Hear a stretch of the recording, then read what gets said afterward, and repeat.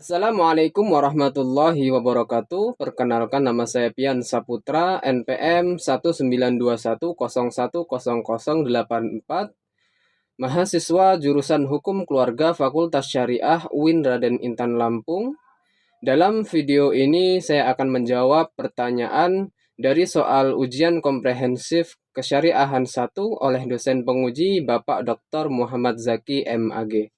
Soal yang pertama, apa yang dimaksud dengan syariat Islam, hukum Islam, ilmu fikih, usul fikih, dan kaidah fikih? Syariat Islam adalah hukum atau peraturan Islam yang mengatur seluruh sendi kehidupan umat muslim. Hukum Islam adalah kerangka dasar aturan Islam yang merujuk pada Al-Quran dan hadis. Ilmu fikih adalah bidang ilmu dalam syariat Islam yang membahas persoalan hukum yang mengatur berbagai aspek kehidupan manusia. Usul fikih adalah himpunan kaidah atau norma yang berfungsi sebagai alat penggalian syara' dari dalil-dalilnya. Kaidah fikih adalah kaidah yang berasal dari simpulan Al-Quran dan Sunnah terkait hukum-hukum fikih. Lalu soal yang kedua, apa yang dimaksud dengan ijma', qiyas, istihsan, maslahah, dan sadus zari'ah? Jelaskan pengertiannya disertai contohnya. Yang pertama, ijma' adalah kebulatan pendapat seluruh ahli ijtihad sesudah wafatnya Rasulullah SAW. Contohnya, diputuskan untuk membukukan Al-Quran pada masa kepemimpinan Abu Bakar As-Siddiq. Lalu qiyas adalah mempertemukan sesuatu yang tidak ada nas hukumnya dengan hal lain yang ada nas hukumnya karena ada persamaan ilat hukum. Contohnya, menganalogikan narkotika pada zaman Nabi tidak ada dengan dipersamakan dengan khamr atau minuman yang memabukkan. Lalu istihsan adalah tindakan meninggalkan satu hukum kepada hukum lainnya disebabkan karena ada suatu dalil syara'. Contohnya, kebolehan dokter dalam melihat aurat orang lain karena faktor kemaslahatan pengobatan. Lalu maslahah adalah mengambil manfaat dan menolak kemudaratan dalam rangka memelihara tujuan-tujuan syara'. Contohnya, mengumpulkan Al-Quran dalam satu mushaf untuk menjaga kepunahan. Lalu sadduz zari'ah adalah menghambat segala sesuatu yang menjadi jalan kerusakan. Contohnya, zina adalah hukumnya haram, maka melihat aurat wanita yang menghantarkan kepada perbuatan zina juga merupakan haram. Lalu soal yang nomor 3, sebutkan 5 contoh perkawinan yang diharamkan. Untuk yang pertama yaitu perkawinan berbeda agama, yang kedua perkawinan dalam masa iddah, yang ketiga perkawinan mut'ah atau kontrak, yang keempat perkawinan poliandri, yang kelima perkawinan hubungan nasab atau keturunan. Lalu nomor 4, tuliskan syarat sah nikah dan rukun nikah.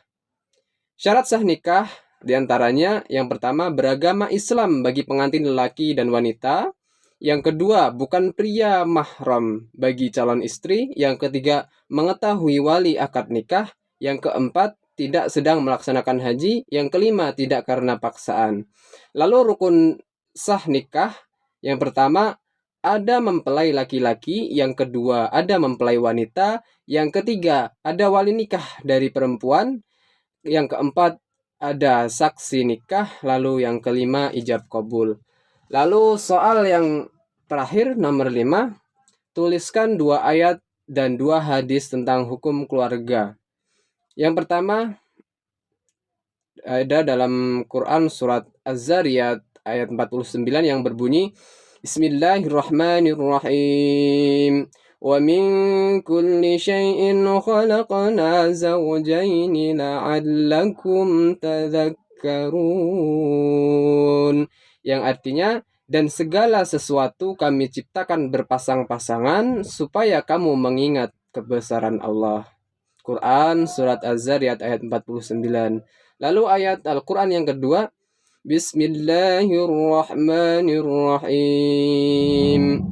Faja'ala minhu az-zawjaini adh-dhakara wal-untha.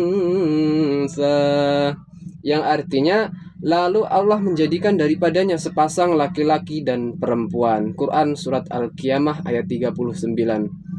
Lalu hadis tentang Hukum keluarga yang pertama berbunyi wa qala alaihi salatu wassalam man tazawwaja faqad u'tiya nisfal ibadah, yang artinya dari Anas bin Malik radhiyallahu anhu, Rasulullah shallallahu alaihi wasallam bersabda, siapa yang menikah maka sungguh ia telah diberi setengahnya ibadah. Hadis riwayat Abu Ya'la.